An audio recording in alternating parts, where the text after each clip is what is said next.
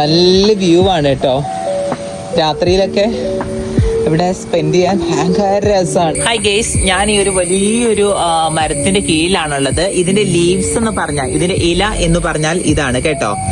ഈ ഇല എനിക്ക് തോന്നുന്ന രണ്ട് ഡൗട്ടാണ്. ഇത് വയണയിലയാണോ? എന്റെ നാട്ടിൽ ഇതിന് വയണയില എന്നാണ് പറയുക. അതിനകത്ത് ഈ കുമ്പളയപ്പൊക്കെ ചുടുന്നത് വയണയില ആണോ എന്നൊരു ഡൗട്ട് ഉണ്ട്.